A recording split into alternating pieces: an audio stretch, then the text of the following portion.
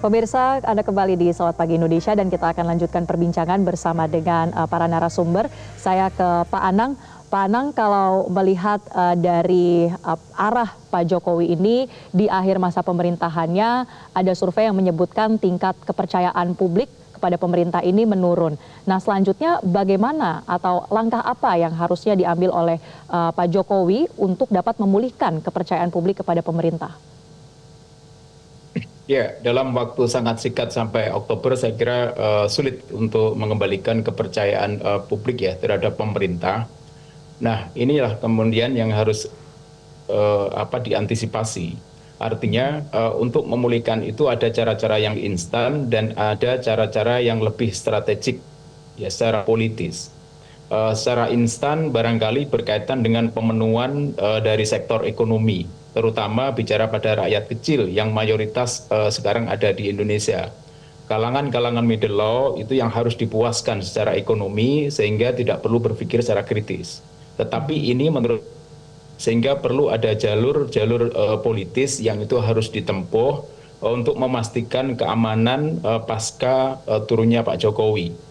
Nah, pasca turunnya Pak Jokowi secara politis inilah yang kemudian dikaitkan dengan relasi-relasi partai politik. Karena dengan penguasaan partai politik inilah Pak Jokowi kemudian masih bisa bermain di dalam menentukan keberlangsungan program-program yang strategis dan politis.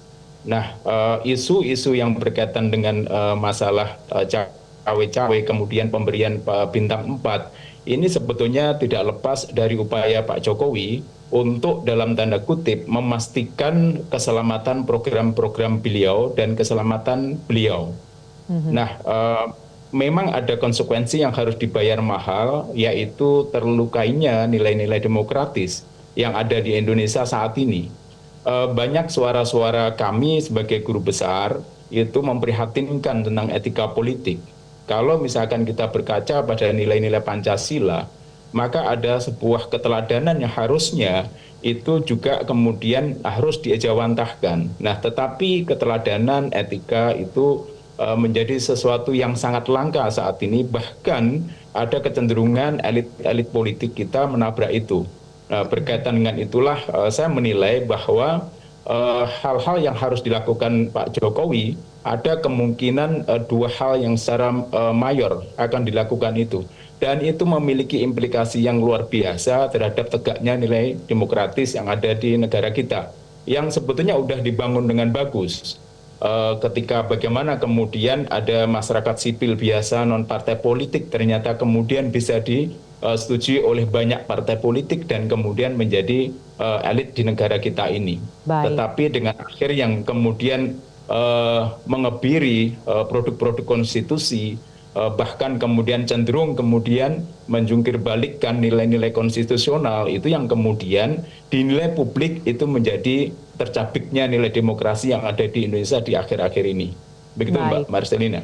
Baik Pak Anang, saya ke Bang Doli. Bang Doli, di satu sisi ada pekerjaan rumah ya, ada PR untuk mengembalikan tingkat kepercayaan publik kepada pemerintahan selanjutnya. Tapi di sisi lain ini Ketua Umum Partai Golkar Airlangga menyebutkan bahwa akan ada peran signifikan atau peran penting Pak Jokowi di pemerintahan selanjutnya. Apa sebetulnya peran yang dimaksud oleh Pak Airlangga?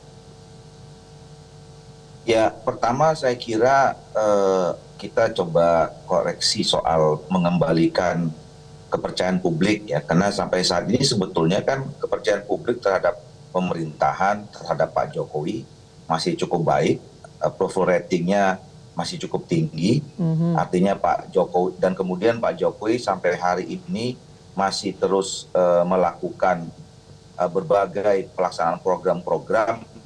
Jadi artinya tinggal sisa beberapa bulan, malah saya kira setiap hari Pak Jokowi masih terus bekerja untuk rakyat ya, datang keliling ke seluruh Indonesia. Meresmikan berbagai program-program yang sudah dilaksanakan. Jadi saya kira terkait perannya, Bang Doli, percayanya cukup baik.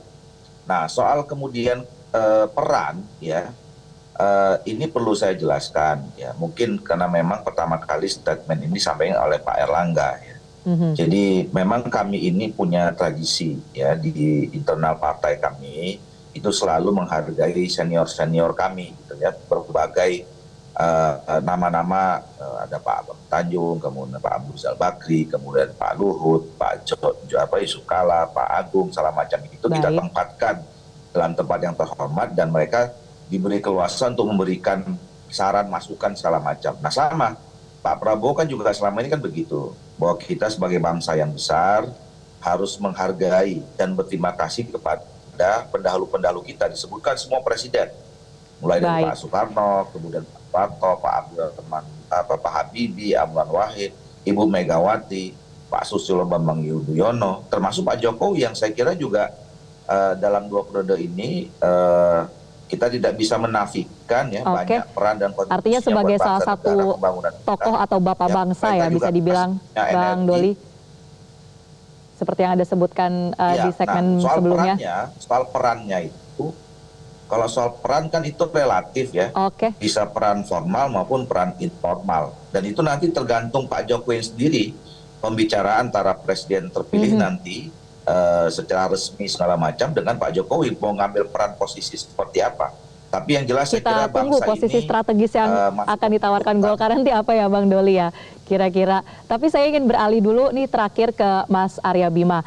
Mas Arya, informasi terakhirnya kan Pak Jokowi ini meminta ingin dimediasi oleh Hamengkubuwono untuk bisa bertemu dengan Ibu Megawati, Ketua Umum PDIP. Apakah ada update terkait dengan hal ini Mas Arya dan kapan kira-kira akan ada komunikasi antara Pak Jokowi dan Bu Mega? Saya kaget kalau mendengar itu karena Ibu Mega dan Pak Jokowi kan hubungan keduanya kan terjalin sejak tahun 2005 sebagai wali kota, gubernur dan presiden.